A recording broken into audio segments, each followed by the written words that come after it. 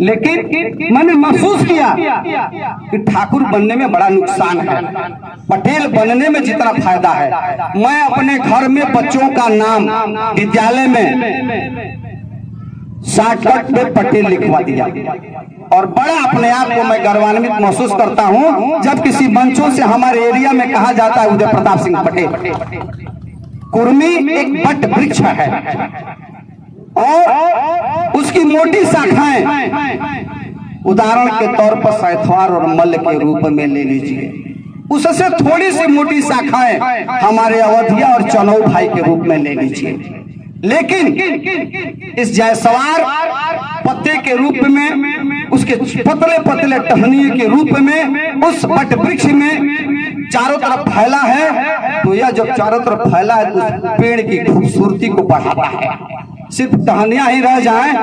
अभी सैथार और मल्ल जी लोग अलग अलग जाति की मांग कर रहे हैं कि मुझको कुर्मी बिरादरी से अलग कर दिया जाए। अरे आप तो ऐसे ही अलग हैं, न ठाकुर में है न कुर्मी में है। लेकिन अफसोस है कि जो आप ठाकुर बन रहे हैं सैथवार और मल्ल जी लोग, ईमानदारी से आप लोगों को कुर्मी बिरादरी को मिलने वाला आरक्षण छोड़ देना चाहिए।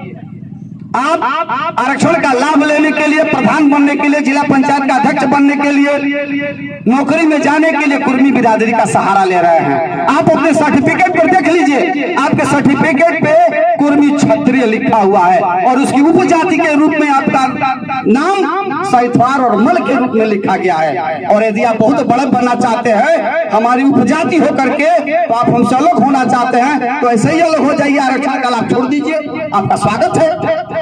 और नहीं तो कुर्मी बन के रहिए। बड़ा अफसोस है, ये सरकार कहती है सबका साथ सबका विकास। मैं बता दूं पहले ही, इसमें तमाम विभिन्न दलों के लोग वैचारिक मतभेद रखने वाले भी होंगे और अनेक दलों के लोग होंगे। मेरा कोई दल नहीं है, न मैं भाजपा का हूं, न सपा का हूं, न बसपा का हूं, न आप का हूं, न अपना दल का हूं। लेकिन आप लोग ये जानिए, सब आज शिवाजी की जयंती है।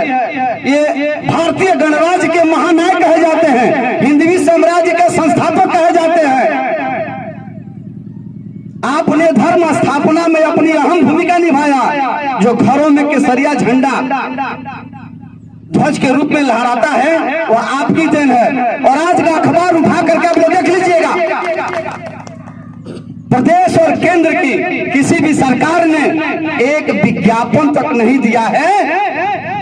ये हमारी और आपकी कमी का कारण है। सरकार ने महसूस नहीं किया कि शिवाजी की जयंती पर उन्हें हम थोड़ा सा नमन कर लें, एक विज्ञापन देकर के। महाकुंभ लगा हुआ है और सरकार उसमें करोड़ों रुपया अपने विज्ञापन में पानी की तरह बहा रही है।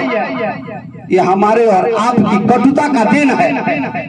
हम और आप जिस दिन एक हो जाएंगे, जिसको एमपी और एमएलए बनाएंगे, जिसको प्रधान बनाएंगे, जिसको जिला पंचायत का मेंबर बनाएंगे, वह जान जाएगा कि कुर्मी बिरादरी की एकजुटता में हम शामिल नहीं होंगे तो मैं चुनाव नहीं जीत पाऊंगा।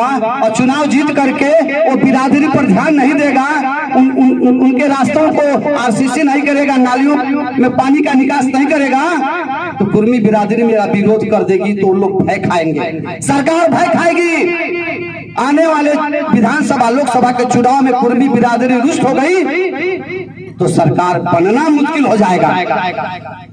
हम सब एकजुट हो जाएं। मैं बहुत कुछ नहीं कहूंगा, मौका आएगा तो आप सबसे बात होगी, लेकिन निवेदन जरूर करूंगा कि आपकी एकजुटता, शक्ति के आगे सब लोग झूठे हैं। हम शक्तिहीन क्यों बन रहे हैं? देश में सबसे ज्यादा संख्या हम सबकी है, बशर्ते की बटे हुए हैं। कहीं चौधरी हैं तो कहीं वर्मा है, कहीं पटेल हैं तो कहीं सिंह हैं, कहीं निरंजन है, कहीं मंडल है, कहीं रेड्डी हैं, सब बटे हुए हैं।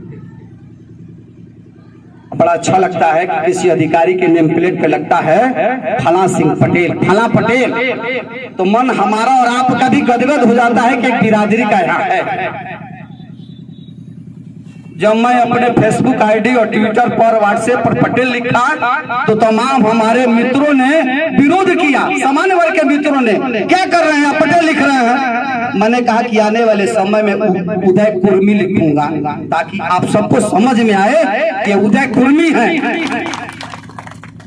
तो बस एक निवेदन, 23 तारीख के भाट पराने के कार्यक्रम में आप सभी आइए। आपका आना कुर्मी कुल गौरव का आन बान शान बनेगा। अपने अपने साधन से आइए, क्योंकि किसी के पास उतनी क्षमता नहीं है कि आपको बस दे पाए। 100 रुपया 50 रुपया आप लोग लगा लेंगे तो एक दो गाड़ी तो जरूर हो जाएगा। ब्रह्मा भैया रिटायर हुए, इसलिए कह रहा हूं कि राजेश भैया भी रिटायर होंगे। अब हमारे भैया भी रिटायर हो गए हैं, गंगा सागर भैया रिटायर हो गए हैं तो थोड़ा सा घूम रहे हैं। ब्रह्मा भैया रिटायर हो गए, इंटर कॉलेज के प्रवक्ता थे रुद्रपुर में। रिटायर होने के बाद बड़े संपन्न है, चाहते तो अपने घर में जो बड़ा सा गेट लगाए हैं आराम से सुबह शाम 2 नौकर रख लेते और वो सब काम धाम करते, चाय पीते रहते, अखबार लेते और गांव के 10 लोगों को बुला लेते और अपना राजनीति सीखते। लेकिन उन्होंने उससे अपने आप को संतोष नहीं रखा। आप घर से निकल गए, आपके घर में आपकी पत्नी है एक ही, और जब तक वो 10-20 लोगों को चाय नहीं पिला लेंगी, रोटी नहीं खिला लेंगी, उनको भी संतोष नहीं होता है। तो मैं तो चाहूंगा कि उस आपके घर की धर्म पत्नी की तरह हर घर में उसी तरीके की लक्ष्मी मिल जाए कि 10 लोग बाहर ही आ जाए तो उनको खिलाने में पिलाने में संकोच न करें। तो आप दिसंबर, जनवरी, अब ये फरवरी, मार्च आने वाला है, एक दिन भी घर आप नहीं बैठे हैं। किसी न किसी गांव में अपनी बिरादरी में जाकर के